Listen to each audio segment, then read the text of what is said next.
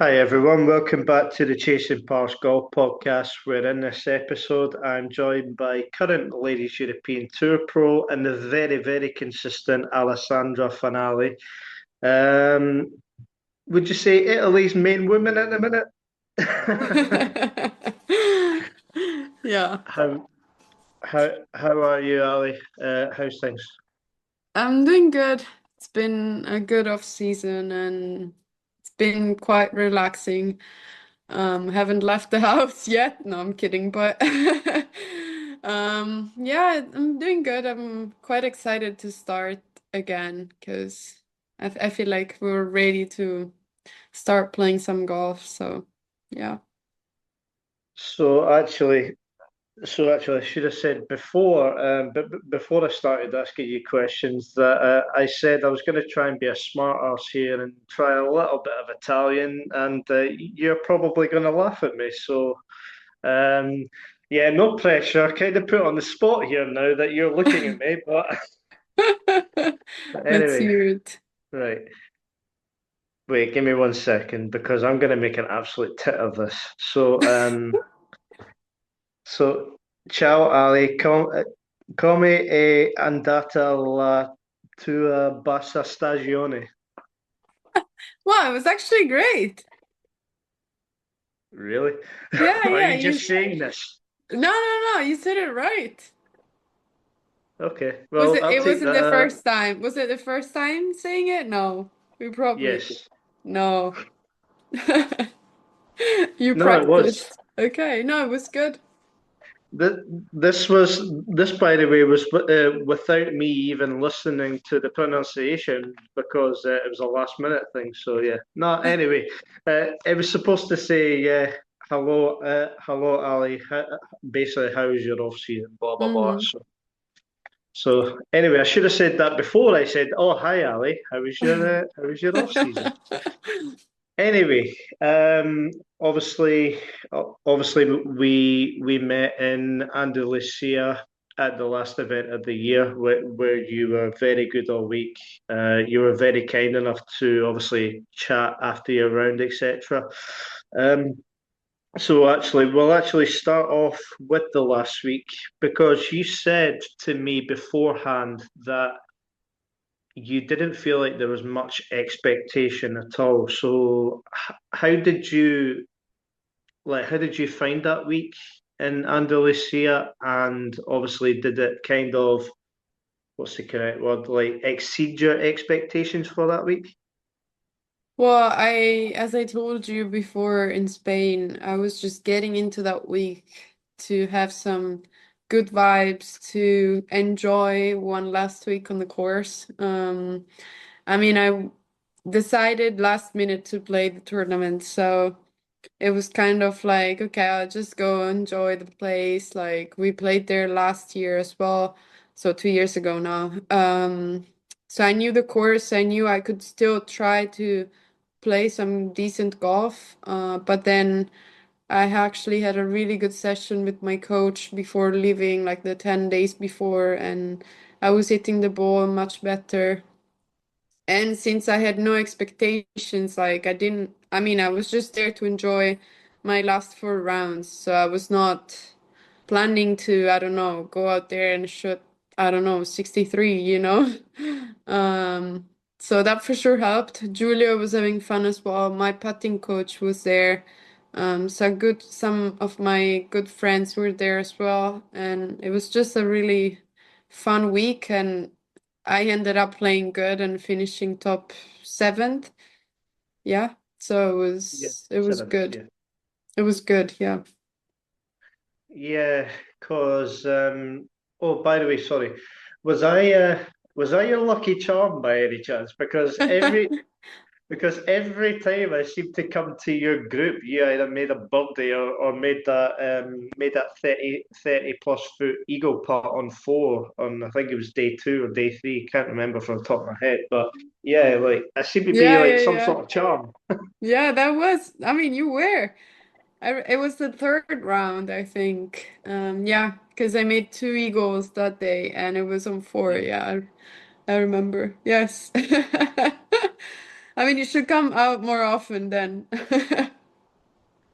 Well, to be fair, if I come out to another event, does that mean you're going to win it then? If I'm your charm, so I hope so. I mean, that depends on you then. yeah. How is Giulio anyway? How's he been? He's been good. He has been coaching. So he has been, on a different kind of job lately. He's in the US still coaching and playing some golf. He has been good.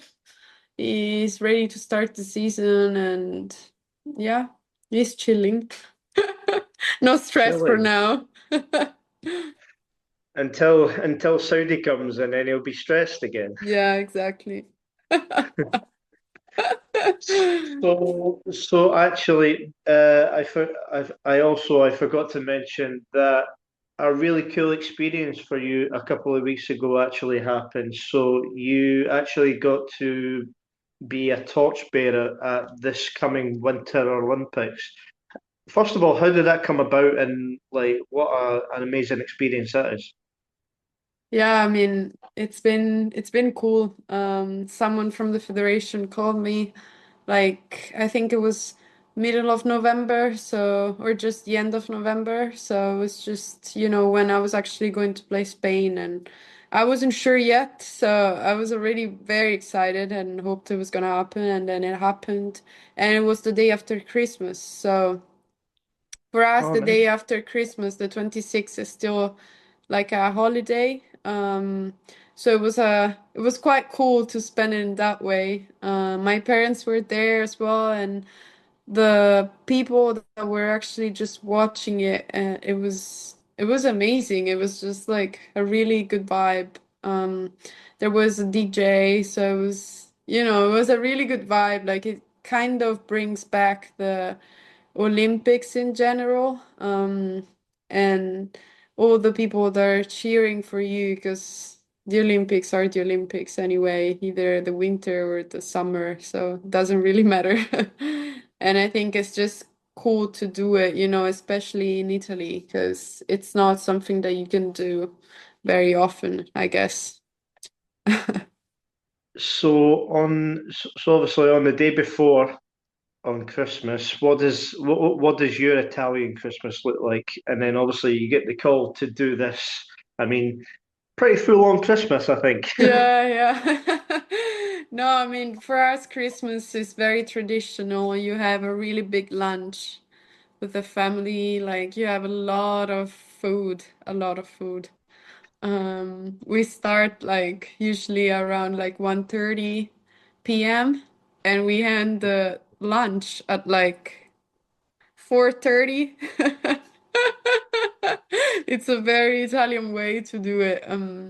And then I got to see some friends that came back home and stuff, so it was cool. And then the day after that, it was quite special.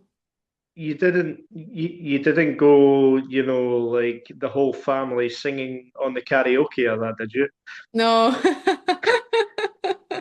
no, we didn't. What would your karaoke song be if you had to if you had to do one? Oh, that's a tough question. I don't know. I have to think about that. Because it It's can okay. be, has to be an Italian song, so nobody will knew Okay. it anyway. No, that's fair. That's fair.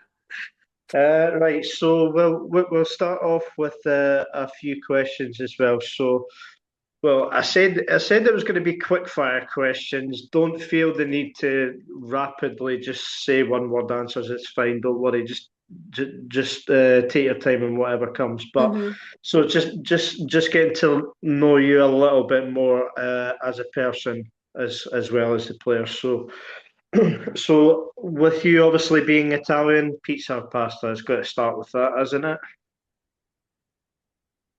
Yeah, I think I like both, so I could never decide which one. Maybe I would prefer pizza other than pasta. But yeah. what is your favourite thing about being on tour, especially on the Ladies European Tour?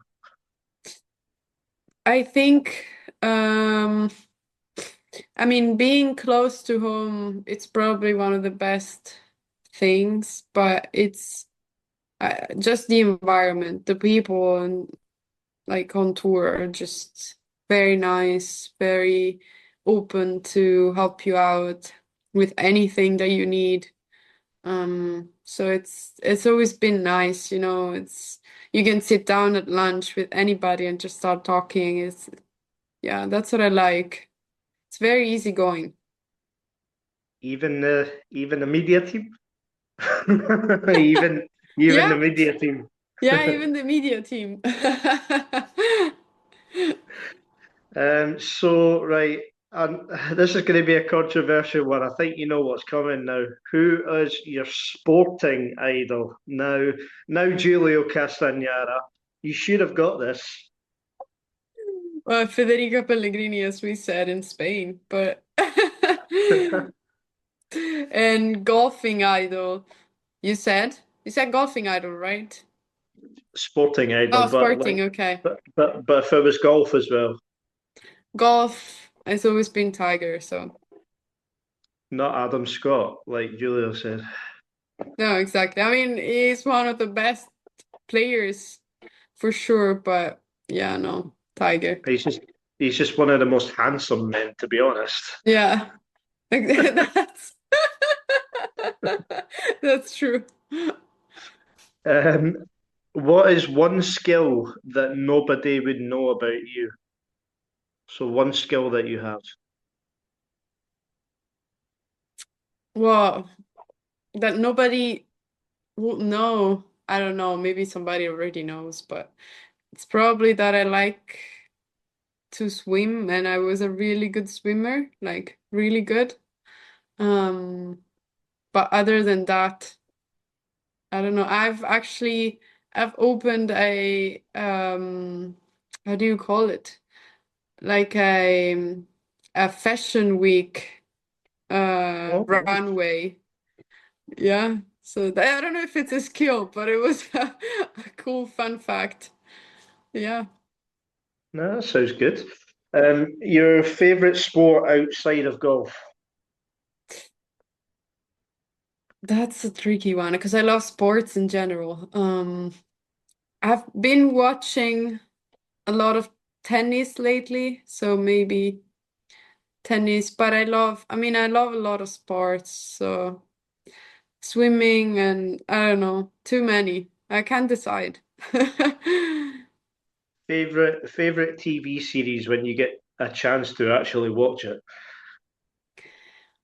Um, Let me think. I watched uh too many. Uh, Maybe one of the last ones is Homeland. Homeland. Yeah, one of the last ones I've watched. If not, there are too many, like Breaking Bad.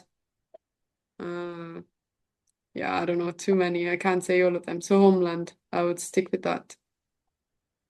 So a few more. Proudest moment for you so far. Sorry? So proudest moment for you so far. Probably when we won as an amateur the European Girls Team Championship. It was the first gold medal for Italy, so that was a really big moment. And we actually were talking about it yesterday because I had a training camp and we were just, talking about the feelings and the emotions we had that week. So it was quite cool. And as a pro, I don't know. As a pro, probably playing in the Olympics last year and the British Open this year. Yeah, no, definitely. I mean, history makers as well. The Yeah. Italian team for the girls. So a couple more. What makes Ali happy? What makes you happy? Don't say Giulio because I might throw up. I was gonna say a pizza, but that's fine. I mean, food makes me happy, traveling makes me happy, so enjoying my time with friends and like having a good aperitivo, so it would be like a happy hour. It's, makes me happy, when you have those days in like June, May in Italy, it's like the best time of the year. You can just, I don't know, walk around in the sunset and it's pretty and it's just perfect temperature and, this kind of stuff. And I will finish off with, again, a little bit of a funny one, a little bit of a cheeky one, I guess. So, who are you choosing out of these two? Chris Hemsworth or Giulio Castagnara? That's funny. I mean, of course, Giulio, but because the other one is just a dream. Have you told him this? That Chris Hemsworth is the dream man? No, I mean he knows because we've been watching uh the Avengers movies and tours and movies and stuff, so he knows. But yeah. Oh. No, you chose the safe answer there for the last one. Right, so 2025 was another successful season for you, finishing inside the top 30 again on the Ladies European Tour Order of Merit standings. I believe it was 10 top 25 finishes in there as well. How would you, in your kind of own words, describe your year in general? So, like, I think you kind of said that it started off very well. Then in the middle, you were struggling a little bit, and then found form towards the back end.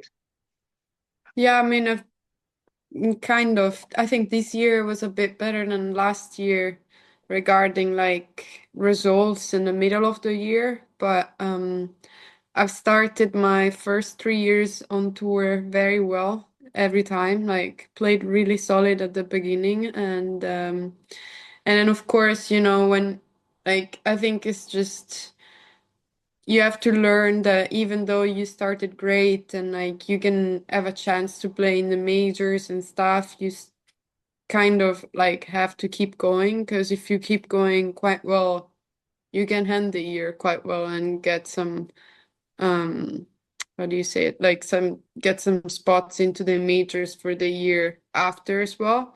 So I think this year was quite solid. I did struggle a bit in I think it was Amsterdam because I didn't like the course and didn't like the course conditions as well, and those kind of things still throw me off sometimes, and I have to learn how to adapt in those conditions as well. Because you can still play some good golf. You don't have to think about how the course is looking and stuff. And but then I struggled basically just in October, like China Q school, LPGA Q school. And yeah, so I think that overall, the season was pretty good. Played really solid most of the weeks. Every single part of the game was pretty good. Um, I think we're just trying to be consistent year by year and a bit more. And of course, we're changing some stuff that we have to change, and it's not gonna happen like from one day to another. You still need to find a way to play some solid golf while working on something, but not actually changing it all. So that's what I'm doing right now. I think it can help me out to be, as I said, even more consistent next year, and we'll see. This year. So, in amongst your tied second in Australia, that Australia trip was a little bit disruptive. How difficult was that to, try and get properly focused for the events when they were to come back on? Because obviously, from memory serves me correctly, there was a cyclone and the first one got cancelled. the second one was underwater near enough all week, and then the third one in Wollongong was fine by the beach, etc. How difficult was that in them 3 weeks in particular at the start of the season because the weather was horrendous?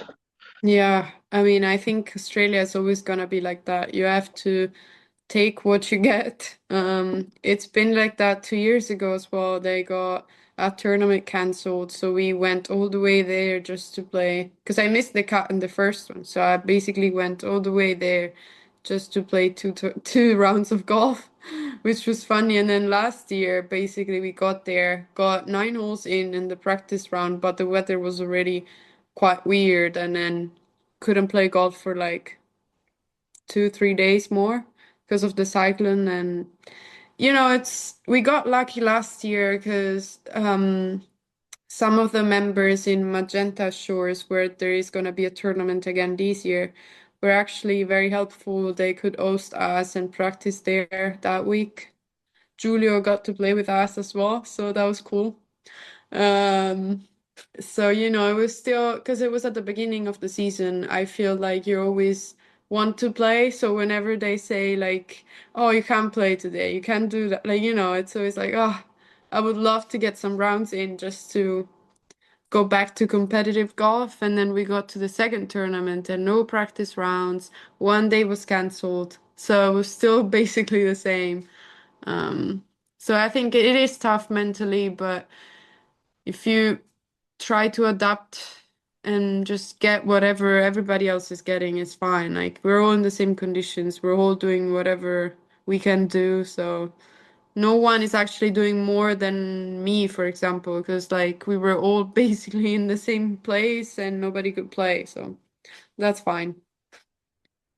So that week at Wollongong, first of all, how did you find the golf course? And then second of all, I remember last year waking up at silly o'clock to just to watch the tournament, etc. And from like I actually watched all 4 days, and like to be honest, your game was in fantastic shape. It just took an unbelievable performance from Mimi Rhodes to take the title away. But I mean, Yeah. what experience again can you take from that? With that being your third runner-up finish in your career. I mean, it was a good week. The course was quite wide open.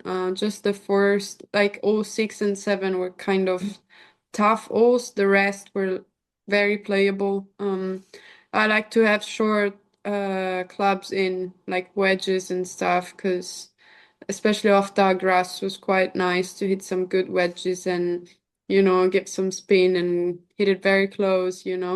I was putting really good, so that helped. But I was very relaxed. I liked to go to the beach in the afternoon. I was just enjoying Australia in general.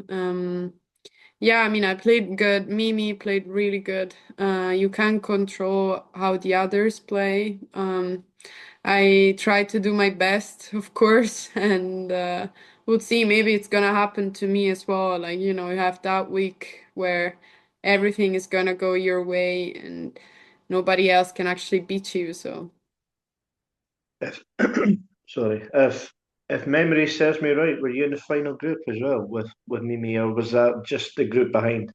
I was in the final group, yeah. Yeah, the final group with Mimi. Yeah, obviously, like knowing that you've got a chance in contention to win. Were you nervous at all going into that final round, knowing that you've got a chance to win your maiden, well, your first tournament? I wasn't actually wasn't. I was more stressed like the second round or third, I remember. I was telling Giulio like I don't know, because I knew I was playing great. I knew I could do great. So, I was stressed because I had a bit more expectations. But on the last round, I was actually like, okay, this is what like, you're dreaming of, and that's another opportunity to get it, maybe to get it done. But just go and try to do whatever you can do.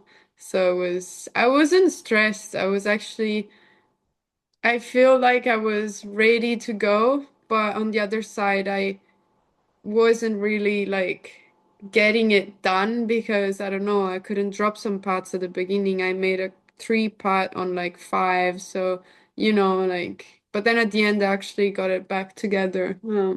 So it was I think it's still like a good opportunity to try and give whatever you have and to get it done. So Yeah, definitely. So, South Africa was after that, 28th and 11th. Then it was the European summer. You said about how you didn't like the Dutch event. That was the first one, and then you played Jabra as well, 14th there, 8th in Tenerife, 13th in Czechia, 17th at the Irish Open, which an event that you seem to love it, to be honest. And so, how would you assess like the middle part of the European summer?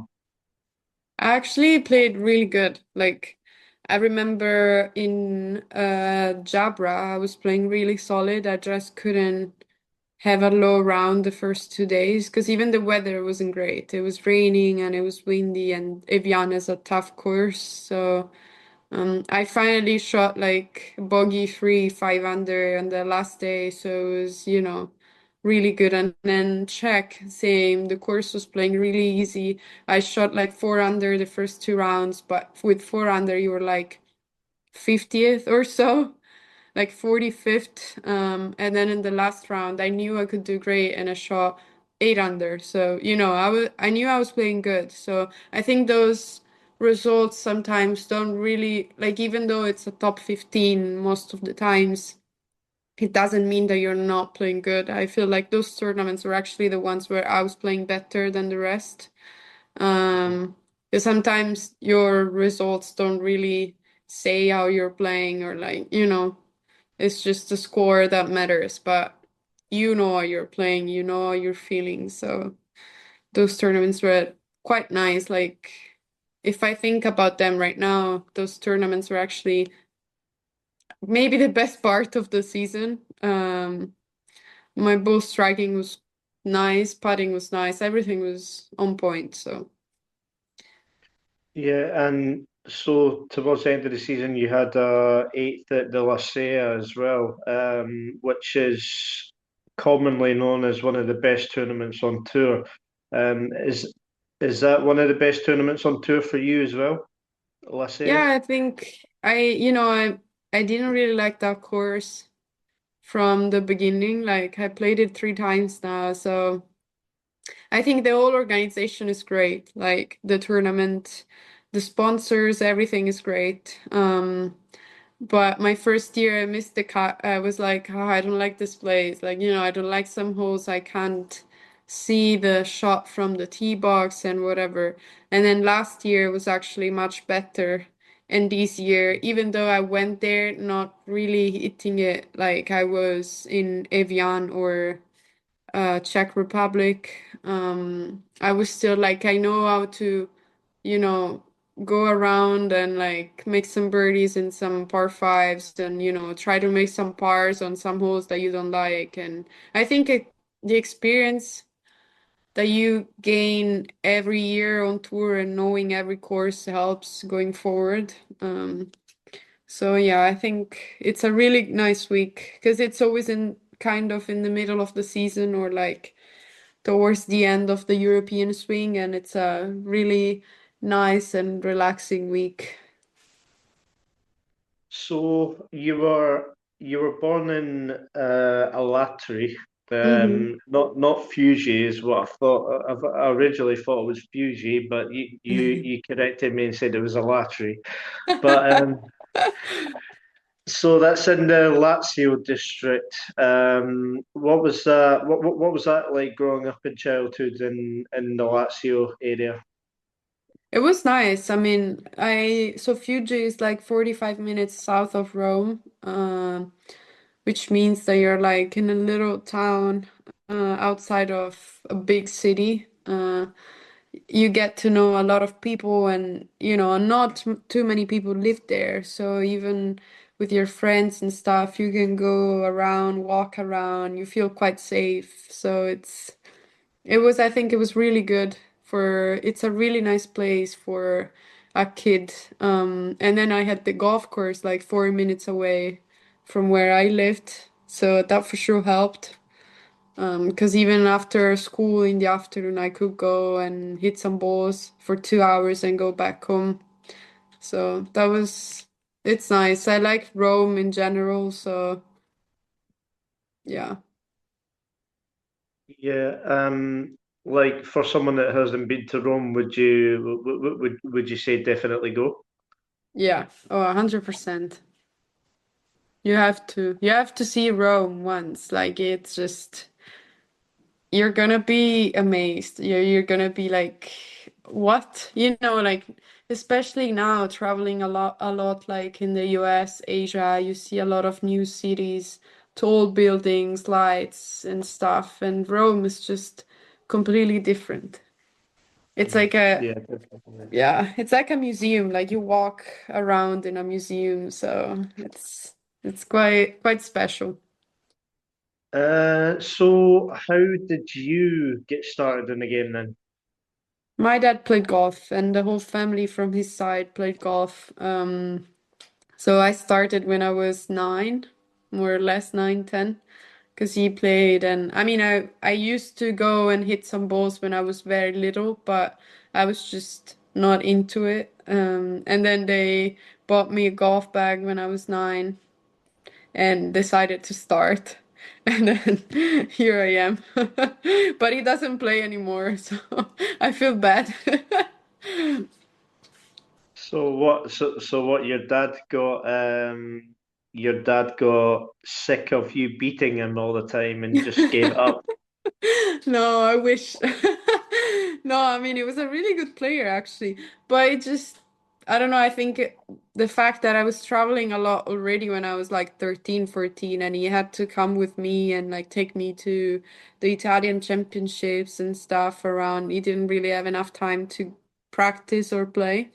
So he basically stopped, but now he wants to start again, so we'll see. now before we go into your junior successes, so there is quite a lot actually. Is it is it true that like because I know probably you want to listen, Giulio. This is to you, Hmm. Giulio. Right. Is it true, Giulio, that you've only beaten Alessandra twice? Is that right? No, I didn't say twice. I said like a couple of times. But yeah. Once. No. Once. But that's right, yes. You Do you will. never do you never give him a chance? Yeah, I mean I do. Like he actually like sometimes he starts pretty well and then I'm like even par one over after 3, 4 holes and then it's just I don't know. I think he has an issue with Marco Simone in general. That's a golf course he hates the most now is Marco Yeah, Simone. it is. He lost so many balls. So you're the nice and calm one majority of the time on the golf course and Giulio's like raging all the time. Yeah. No, I mean, I mean, no, it's fine. Like he's fine. Only It's just, some only sometimes he's like absolutely angry, like yeah. on a golf course. Yeah, no, sometimes. I mean, he never gets angry with me. He gets angry when he plays, so that's fine. That's why I learned that he hates playing now. So Yeah. I wish he's gonna, I so mean, so there's a lot of junior achievements that happened in your career, well, in your junior career. So two-time European Girls Team Championships. We'll obviously go into the historic win for Italy in 2016. Four times European Ladies Team Amateur Team Championship. Sorry. Junior Solheim Cup participant for Europe in 2017 as well. You played in the World Juniors Golf Championships for Italy, and you also, sorry, you also, as an amateur, famously, I hate to bring this back up, but 2022 Italian Ladies Open, you lost in a playoff to as an Yeah. amateur there as well. Um, so I take it the number one highlight from your junior amateur career has got to be probably the 2016 win for Italy at the European Girls. Yeah, it is. It is. I mean, it's a really nice memory. I remember Italy like didn't win a tournament, like a gold medal in general in so long, and the guys won in the same on the same course actually, like some like 3 or 4 years before us, I remember. So when we were there, they were like, "Come on, you can do it. Like we got it done there, so you can do it as well." And at the end of the week, we did it, and we played in the final against Sweden, where Linn Grant was in the team, and Frida, and so many good players. Maya was in the team as well. So it's like it's crazy to think about it, but it was cool. Yeah. Knowing what specifically Linn Grant and Maya Stark had done in the game since obviously turning professional, is that something you can take inspiration from, knowing that they're kind of achieving your dreams? Maybe in a couple of years it might be myself. You never know. Yeah, yeah. I mean, I've been texting Lynn every time she won, and I was so amazed when I saw her winning the first tournaments because I was still in college and she turned pro, and she just went out there and won like 4 tournaments or so in the first year. And it was crazy because like we were practicing together the year before, and she's always been a great player, and her mental game is great. Like she's so good. And when I saw her winning, I wasn't surprised, honestly, but it was cool to see. And then Maya won the US Open last year, which was crazy. Winning a US Open is like probably I don't know, the biggest goal you have as a player in general. And we talked a bit because it is so inspiring thinking about that we grew up together and they're getting it done. And it's you can see it and you're like, okay, maybe I can do it as well. Like we know each other, we play together, we come from the same path. So yeah, it's not the same for everybody for sure. Like, you don't turn pro and go out there and win directly. Like, it's different for everyone, and you never know when it's gonna happen, but it can happen. So that's quite nice. So with team formats not really much of a thing on the professional tour nowadays, just how special was the Junior Solheim Cup, where you were a part of Team Europe in 2017? Um, I imagine that's probably a close second in terms of your proudest moments, like Yeah, yeah, getting the chance to play the Junior Solheim.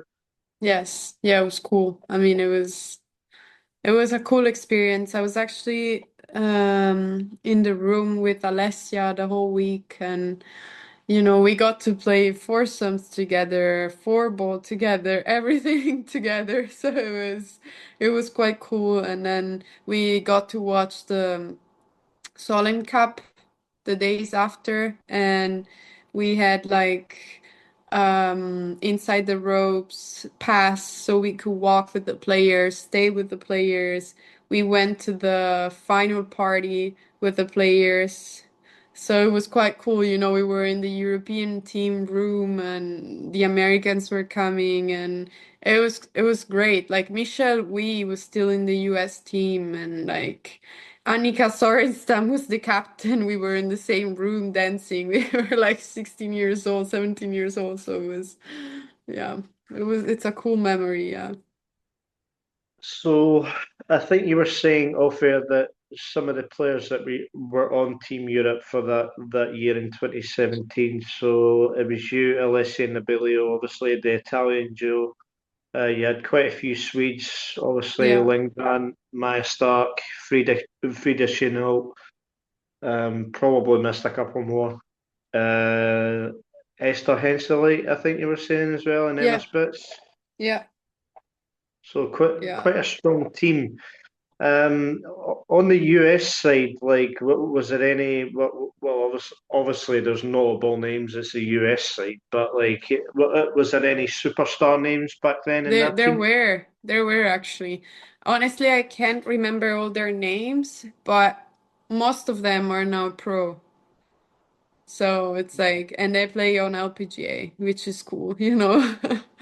We played college golf together as well. So I think Rose Zhang was playing in the team already. So Oh wow, yeah, fair enough. So, yeah. like that experience in general, obviously being in a team setting, all fighting for the one goal to obviously win. Um, like that whole week, like in terms of the atmosphere and stuff, was that something you enjoyed? Yeah, I did. I enjoyed a lot. It was cool. We were also in the grandstands on the first day of the actual Solheim Cup, and it kind of reminded me when I was watching the Ryder Cup here, and I was like, this is so cool. Like, this is what like you dream of doing when you turn pro. So I hope it will happen soon. But I love playing in a team, even though golf is individual game, but I loved playing for the national team and whenever we had like a match play tournament, I always loved to go out there and play for Italy and in that case for Europe. So yeah, it's nice. Do you do you miss match play? Do you think they should put a request in for to be one match play tournament in the season? I mean, it would be nice to have a match play tournament in the season. Like it's a bit different. It makes it a bit different. It can be even more fun to watch. Um, Yeah. And I think they should bring back like the World Cup championships in general. Like it was, I don't know when was the last one, but I remember watching the Molinari brothers winning, which is cool. I think every sport has their own World Cup. We don't have one. So it would be nice to have a tournament like that. Yeah. Yeah, yeah, definitely. I mean, I just think nowadays match play just seems to not be there anymore. So Yeah. it is a little bit weird, but I guess I don't know. I don't know what we could do to, get it back on the schedule. I don't have the fucking power, do I? So Yeah, I Apo know. apologies for my language there, I'm just No, saying. that's But fine.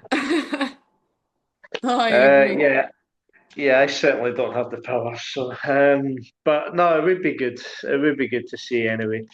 Um, so you went to Arizona State University with Linn Grant and I believe Alexandra Försterling as well, is that right? Yeah. So with them two in particular, like how great was that 4 years experience together? It was nice. I mean, we had a lot of good players. Olivia Mehaffey was there as well. She was Hmm. like a four-time All-American in the Yeah. team, and she was so good at the time and like playing so solid, which was so inspiring. And then, even though just like you're playing for ASU, but there's still some like athletes that went to ASU that can practice there and play there. So we had a chance to practice with them and get to know them, and it was cool. It was so cool. And I actually lived with Alexandra for 3 years. We lived Oh, together. Yeah, because we were there same time. So we lived together, and then Lynn was there for 2 years because then when COVID came, she left. But it was nice. It was nice. Like I went to the gym with Lynn in our second year much more, and even just in the morning we were doing another extra workout together, and it was cool to see how she was training and stuff. And yeah, no, it was nice. yeah, and like going stateside for education and to play golf at the same time. Was that a difficult choice for you to go to the States, or was that an easy one, do you think? I think it was an easy one. Whenever I think about me choosing to go to college, I always think that I was so excited to go, and I was like, okay, let's just decide where to go. And then when we actually won the European Girls Team Championship, my head coach, which at the time was the assistant coach for the team, was following me that week. And I played really good. And after that week, she told me she had a scholarship for me if I wanted to go to ASU. And I knew if like a school like ASU was gonna come in, I was just gonna go, you know? And Yeah. I was very happy to go. I was so excited. I was like ready to go. Yeah, I think my first year and a half was the best part of the 4 years, honestly, like, because I was so excited to just go and live by myself. I was ready to do it and live on the other side of the world, met new people. It was crazy. And in 2019 for the inaugural Augusta National Women's Championship, um, you played in the first ever one. When you got that, I don't know how it works in the amateur game. Like, you know how for the Masters players get like the green envelopes and stuff Yeah, with the we do this. We invitations. we did the same. Like we got the same one. Oh, really? Yeah. Oh, okay. So when you got that, green envelope with like Alessandra Fanali on the front, what was that feeling like? I mean, it was crazy. Actually, I was in college when it like it arrived home, and I was in college. So my parents called me, and I knew already I was in because we got some emails with like some confirmations and stuff, and then they got that in the mailbox, and it was quite cool. I remember it was like. I mean, it was like a dream, and it was the first time ever they were doing it. So everything was new to everybody. So it was cool. So just to be on the Augusta National property, I take it it's like, you know, I don't know how much you were into golf back then, but certainly the history of the place and stuff, like goosebumps moment. Yeah, no, I mean, I was into golf. I am into golf a lot. I was into golf a lot. I watched a lot of golf on TV and knew everything about Augusta, basically. So I got to bring my dad with me, which was a dream for him as well. Um, Lovely. Yeah, I mean it was so cool. It was so cool just to see it. It's huge. Like in there is everything. It's like a city. Um, and it's just, I don't know, I think it's just so cool. Like you don't get to bring your phone in. We could, but just to take some pictures and photos around, but we couldn't post them. We could just keep them for us, and it was just so cool because we even got to have the same like sandwich that they have during the tournament and food. Oh no, not that pimento cheese shit, is it? Yeah, it was a pimento cheese, and the other one I think is a chicken. I don't remember the name, but I mean it's just cool to try it, and cool to walk that course. And I think I don't know. it's just so great to see this happening in the women's golf. And I remember Baba Watson was there because he won the year before, if I'm not wrong, or like a couple of years before. And then Tiger won that year. So, which was crazy because it was just a week after we were there, you know. And Tiger came back and won Augusta, and it's like, what? Like I was there last week. It's crazy. Did Yeah. you did you get to watch the next week, or did you have to No, go back? no, I had to go back to college. But you couldn't stay. You couldn't stay anyway. Like you had to get some tickets like other people do. So Imagine that you play Augusta National Women's Amateur Championships the week before Tiger Woods wins his last major, his 15th major, knowing that you're a massive Tiger Woods fan as well. That yeah, must have hurt. That must have yeah, hurt like fuck. So sorry for the language again, but that must have hurt like fuck. yeah. We were crying. I remember we were watching it. I don't remember if we were already playing a tournament or traveling to a tournament that Sunday, and we were watching it, and I mean, everyone was just getting so emotional. It was just crazy to see, like, I don't know, I think, especially for me, when you talk about golf, Tiger comes up to my mind. So it was just so cool to watch him win again, and his family was there, and like, yeah, the people there were just so excited as well. So the whole week was amazing. So before we go into 2022 and beyond, you're a proud Chervil ambassador. Just how important has Chervil been in your kind of development as such? It's been, I mean, they've been great. Chervil has always been one of my favorite brands since I was a kid. It's the only like it's the real Italian brand in the golf environment, and you could find it everywhere in every single pro shop around Italy. So it's very classy. It has been always very classy. So I really liked it. And now, since I turned pro, they were very helpful.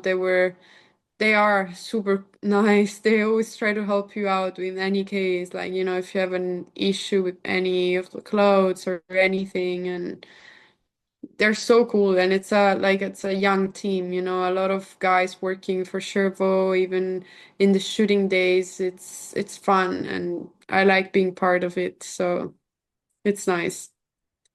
So when you go to the Chervil headquarters, Hmm. is it like going to the chocolate factory as such? Like Kind of, it is.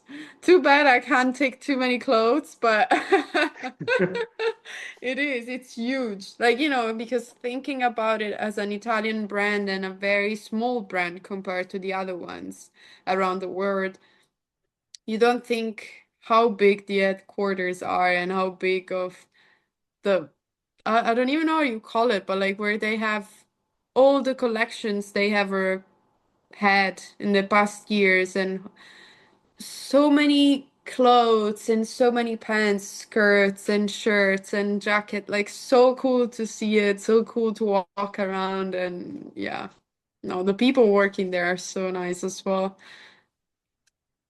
I'm going to I'm going to let you off with that, but you sounded very American there. Pants, it's trousers. Come on.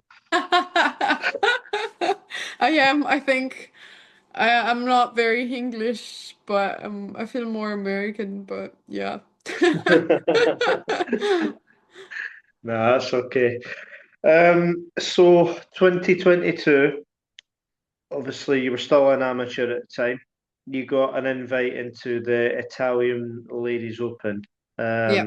Obviously a proud moment for you being a proud Italian. You you managed to get in contention that week, and you managed to get into the playoff. Um, you managed to get into the playoff with Morgan Mitchell and Megan McLaren. Hmm. So, as a proud Italian, as an amateur as well, like for that week, just how overwhelming was the amount of support, etc., like for you, especially when you were in contention as well. Like, Well, it it must have been was, special. Must have been yeah, special. yeah, it was special. I was done with college, so I was just getting back home like 3 days before the week started. And I was so excited to get to play my first Italian Ladies Open and first tournament with the pros and stuff. So it was such a cool moment for me because I was getting to go back home and enjoying my lifestyle again back in Italy and get to play that tournament and get to have Giulio for the first time on the back. It was so cool. My parents were coming to watch and I was just so excited about it that I don't know, it just felt natural. I was playing really good. I won a tournament in college a month before and played really solid in nationals the last two rounds. So I knew I was playing good. That place actually is the course where I won my first Italian championship. So it was, so many good vibes and memories coming together. And I played really solid from the first day till the last day, obviously, because I still had to shoot like 5 under on the last day. And the national team was there and the coaches were there. And it was just, I was not expecting to get there, honestly. But when we were there, I was like, okay, let's just try to get it done. And I still made a birdie on my playoff hole, and she made an eagle. So, you know. Well, considering who my last guest was on this Yeah. podcast, no disrespect, Morgan Matroh, but no, it was Morgan Matroh that obviously won that event with an eagle on the playoff hole from, I think it was about 20 foot, something like that, she was saying. 20 to Yeah. 25 foot, something like Yeah, that. it was like 4.5 meters downhill, so it's like yeah, it's like 15, 20 foot. Yeah. Yeah. So yeah, well, I find it interesting speaking with Morgan on the last episode when we were chatting about this, obviously chatting over her win, and you were an amateur at the time as well. You had the Hmm. home support. Yeah, she actually said, "Oh, yeah, I do apologise to all of Italy for that, but yeah, I won." But like, she she Yeah, I she she mean, wa- she wants to apologise to all of Italy for winning that one, but yeah, I mean, her mom is actually from the Italian side. Um, so she's fluent in Italian. She's basically Italian. So I met her for the first time there, and it was, still she played really good. Um, you can't say much when, you performed that well. So well, she's back on tour at the start of Australia, so you might need to mention to her, like, remember that time you robbed me off of an Italian Open win? yeah. Yeah, we saw each other already after that. We played a couple of tournaments together, so Yeah, now it'd be good to see her back on the LET after a little stint on the LPGA. hmm. So your decision to finally turn pro, well, it was 2022, but going into the 2023 season, you managed to get status on the Ladies European Tour. Just just how crucial was it for you to start well in your pro journey as well, knowing that you do possibly belong here at this level? I mean, for sure, I was not expecting to start that well my first year because, it's like, I don't know, everyone was like, you're turning pro, you're going on tour, it's not gonna be easy. Like, there are a lot of people, a lot of good players. It's very gonna be very different and stuff, but I think it it is different when you start thinking that that's gonna be your job. Uh, but like talking about golf, it's not gonna be too different because you still have to play good golf, and you've been practicing so many years to actually get to that point that I was so excited to get it going. Um, I remember I had like three top tens in my first 2 months, 3 months, which was so cool. And yeah, I think just that kind of gave me much more confidence, and I was kind of like, as you said, thinking, okay, I think I can do it, I think I can stay here and play out here, and yeah, so it was a good So start. yeah. So when you had a good start, knowing that you do belong at this level, what kind of what was the biggest? I'm try to figure out how to word this properly, but what was the biggest kind of takeaway as such that that you took away from starting off your pro journey with quite a lot of success. Well, as you said, like three top tens in the Hmm. space of like your first 3 months. What was the biggest kind of challenge for you that year? Do you think? I think it was just to figure it, like my biggest challenge was probably to trying to figure it out, um, how to handle a caddy and like how to get organized on tour in general. Like, how many tournaments can I play in a row? How many, I don't know, how many weeks or months I can stay away and, keep playing solid, and I don't know, when should I take a break? When should I go back and start practicing on something specific?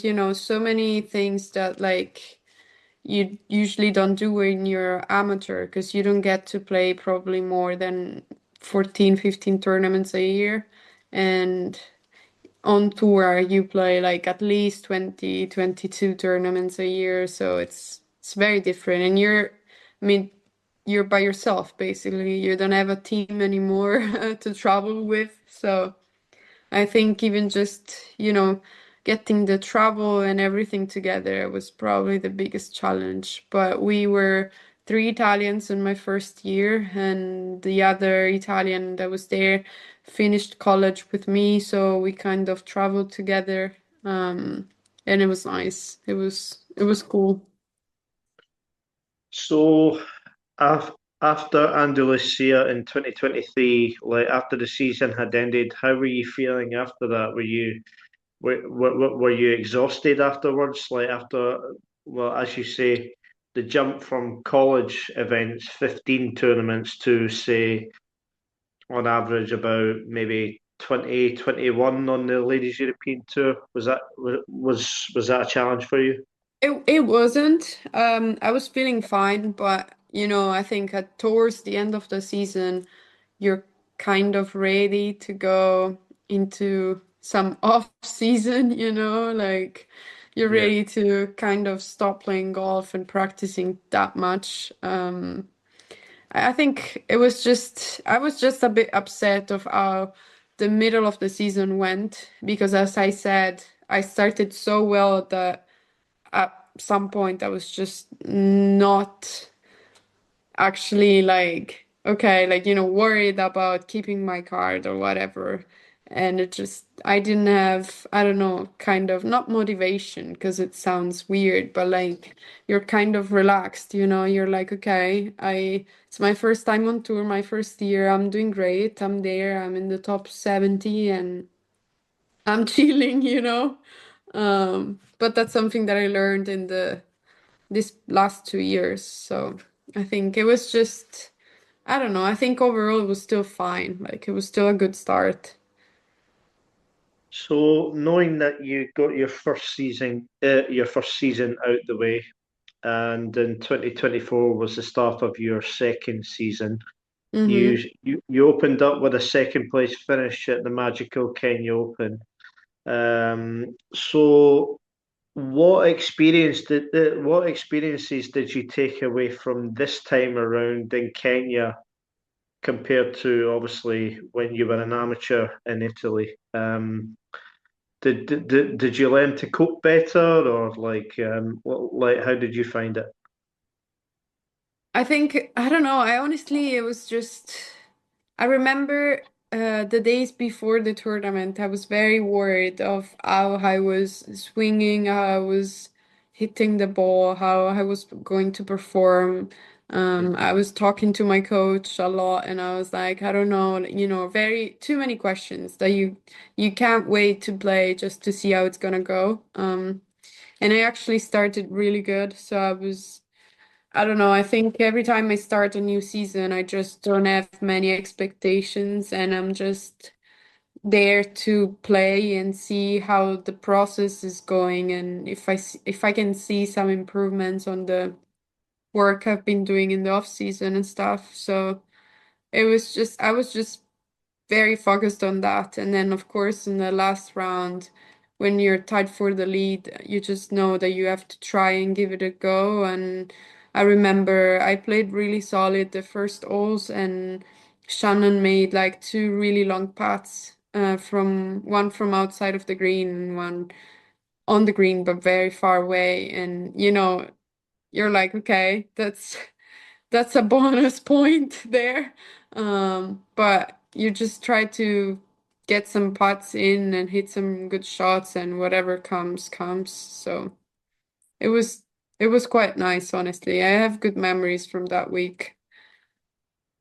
Yes, so you had the second at Kenya, and then it was 14th at the Aramco International in Saudi, and then 24th in Morocco. So it's fair to say it was a very good start to the season again.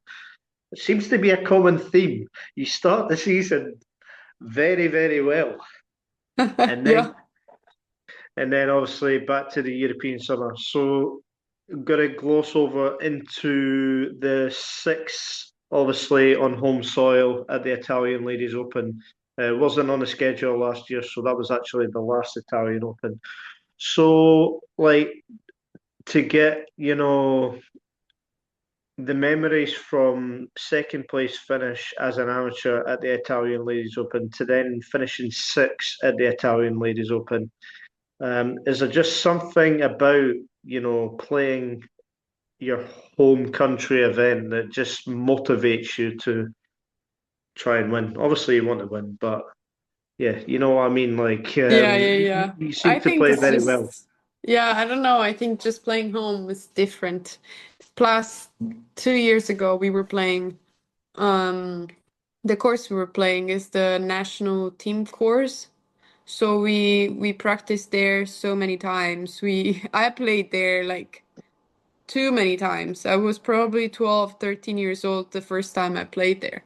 So, it kind of feels like playing home, um, which was nice. And I think that helps because the course wasn't easy. And if you used to play it, then that for sure helps because you don't see many things that can maybe be difficult to other players that don't really know that place. And yeah, I think just playing home, it's just a different feeling. You can win in front of your family, your national coaches, your coaches, and the people that are cheering for you. And it was also the Olympics year. So like it was one of the last tournaments to qualify for the Olympics. And yeah, so I guess yeah, I think I like playing in Italy in general. So, speaking of the Olympics, what was that whole experience like playing on the global stage? Such a such a great opportunity, definitely to represent Italy on the world stage. Like, Yeah. was that well? Obviously, that's probably going to be one of your proudest moments. Like, even even if you manage to get a win, like to play in the Olympics is probably high up in the list of proudest Yeah. moments when you look back on your career. Yeah, for sure. I mean, it's been a great week. It's been a great experience in general. We did the closing ceremony, which was cool with all the other athletes and all the other countries, and it was such a good week. The people around were just cheering for everybody. It's a bit different than a normal golf tournament. I feel like it's just I don't know, it's just like I would say it's like a festival of sports in general because everyone is just happy to be there already, to have qualified for the Olympics. So yeah, it was cool. Yeah, what was your favorite memory from the Olympics? It could be anything from anything that it could be watching someone, someone from Italy get a gold medal, silver medal, or it could be yourself, like favorite memory. I think favorite memory was when I got there on the Sunday before and um, Scotty Scheffler was playing the last three holes and he won the gold medal shooting like 9 under on the last day. And it was crazy. So many people were like we were actually inside the ropes because you can only walk through some specific lines when you're there and you're inside the ropes. So Scotty walked in front of us with the gold medal, and then Tommy was there, and I don't remember who was the third one. Whatever. Yeah, I can't remember Yeah, too. I don't know. But it was so cool. It was so cool. Like, I don't know, Scotty was crying and it was, you're there, you feel like, how cool is this? Like, it's probably one of the best memories that you are gonna have in your career anyway. And then you also had probably his best year on tour so far. So yeah, that was quite nice to watch and just being like 10 yards away, you know? Scotty Scheffler shooting 9 under. That doesn't sound like Scotty Scheffler at all. Yeah, exactly. Is he feeling okay? That doesn't sound like him. Um, yeah, a fifth at the KPMG Women's Irish Open. Now, I want to quickly touch on the Irish Open because in your free events in Ireland, you've got a ninth, a fifth, and a 17th. What is it about Ireland in particular, do you think, that makes you play well? I don't know, I like the people there. I like the way the tournament is organized. It feels like a major event. It's it's a cool week. The courses we get to play are so good. It's just, I don't know, I really like Ireland in general. It gives me good vibes. And as you said, I've played great. So I feel like once you start playing good different times in the same tournament, every time you go back, you're like, okay, I have good vibes here. I've played great the past 3 years and like I can do it again. And you just, I guess, keep bringing that momentum with you. So, yeah. Is Carton House one of your favourite courses, do you think? I mean, I think it fits my game a lot.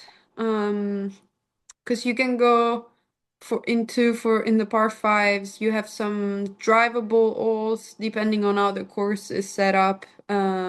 A lot of wedges in, so I really like it. Dromoland was kind of the same, and I like how our like Irish courses are built and designed.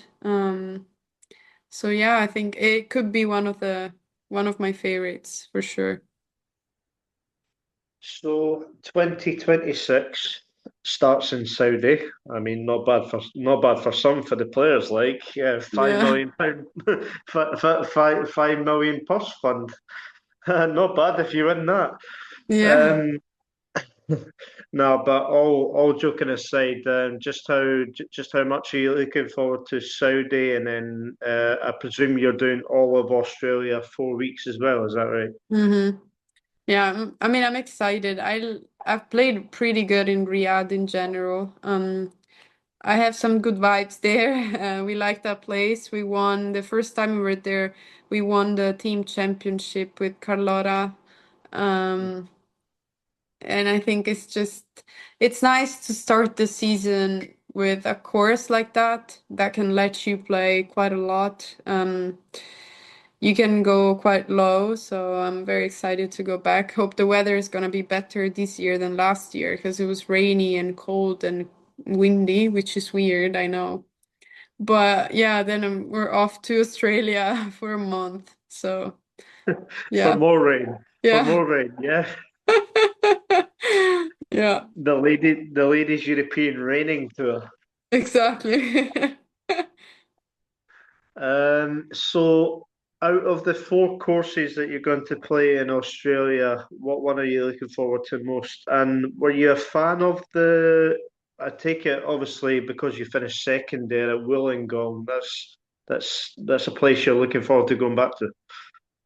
Yeah, for sure. I mean, as I said before, it's not, I mean, it's not 100% sure that it's gonna go the same way as last year, like everything depends on how you're feeling and the travel. There's so many things that you have to put into consideration, but I have good feelings going back there, and you have the beach there, and it's quite nice. Even though if you're playing shit, you can just look on your right side and look at the beach and the dolphins, and you're gonna be fine anyway.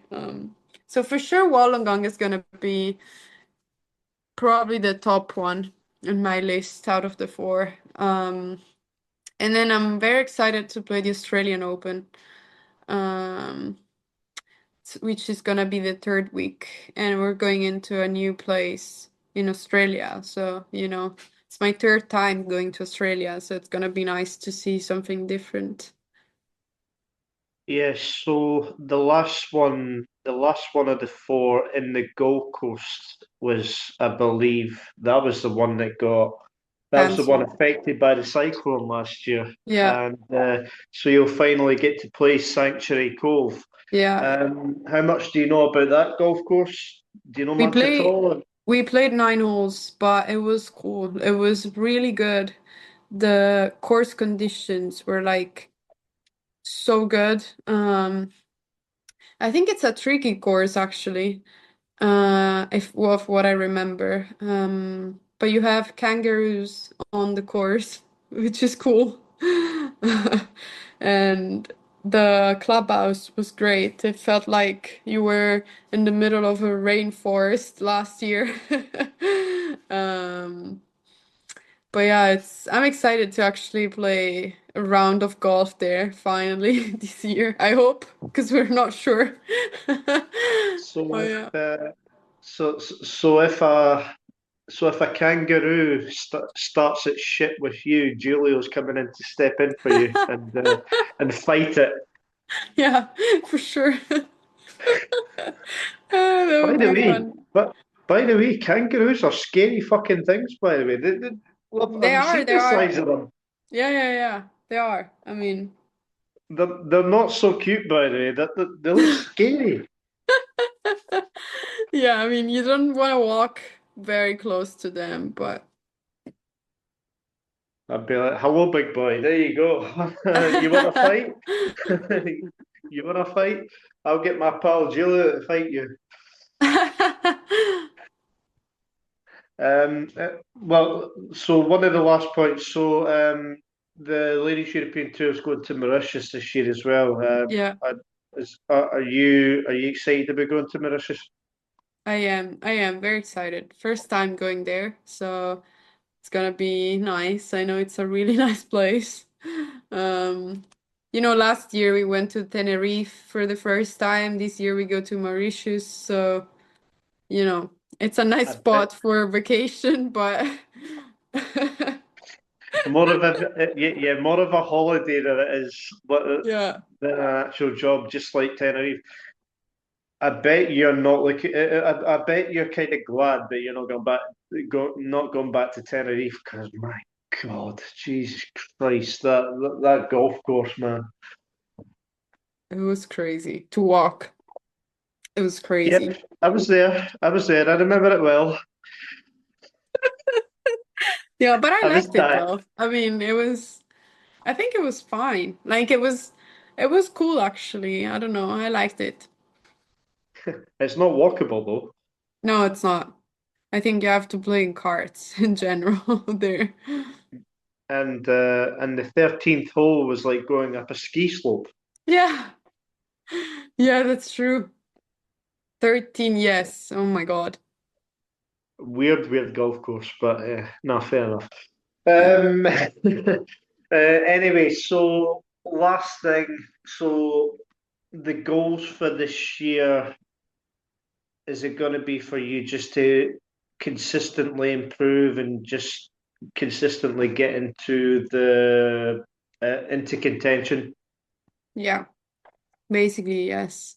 I mean, I don't like to write down what I want to do because, yeah, I mean, it's something that you have there and you can read it whenever, but I already know what I would like to achieve and what I would like to do. So I think just being present and, you know, just stay in the process and just keep doing what I'm doing and whatever is gonna come, it's gonna come, you know? But for sure, the goal is gonna be to be more consistent than last year. Even though it was quite quite good. But you know, you always got want to get better, so that's for sure. And for sure, one goal will be to go on LPGA. That's the only one we have down there. So yeah. Is there a certain golf course that you feel like that you could potentially get your first win at? I don't know. I mean, I think there are a couple of courses where I can say I could win just because I really like how they are designed and how they I can play around. But I think it just depends on how I feel that week and how I'm playing and visualizing the game and how the weather is gonna be. You know, there are too many things going into a win. And maybe it's gonna come whenever I don't expect it at all. You know, that's usually what happens because whenever you too focused on saying, "Oh, I like this place. I know I can play well here. I played well already. I know I can win." Whatever. Most of the times, it's not gonna happen. So I think I'm just gonna stick with the process and do whatever I have to do and there are a couple of courses though that I think I can do it, but I'm not gonna say it. Yeah, I mean, I was saying to you the other day that yeah, I've just got this massive feeling that I think 2026 is going to be the year you get your first win. I'm not just saying that because you've been so kind to speak to me in the past and you've decided to come on again. I just think you're too consistent not to get a win soon, and No. I've got this feeling that it could be this year in 2026. Thank you. We'll see. We'll see. But I hope so. Yeah. So last point. Uh, who did who does Alessandra want to play? Alessandra. Oh, no, God. Who does Alessandra want her to play in Alessandra the movie? Again. I'm not gonna say it. I don't know, But honestly. For sure, it's for, for gonna the be a good. second for the second time. I don't There's a know. sequel. There's an Alessandra finale in the movie too. Two. No, I don't know. I don't know. Honestly, I don't I'm kidding. know. I am kidding. I'm kidding. Don't hit me, please. So, I am kidding. I said it wasn't. I said I wasn't going to do it, but I'm just joking with you. Anyway, give all my love to Giulio and tell him he's a handsome man, and I shall probably see you at some point in 2026. All the best, Ali. thank you. And as I say, I'm going to be your charm, and I think you're going to win this year in 2026. So fingers crossed. Thank you. Yes, fingers crossed. Yeah. Yeah. Again, tell him he's a handsome man. Thank you. I Cheers. will. I will.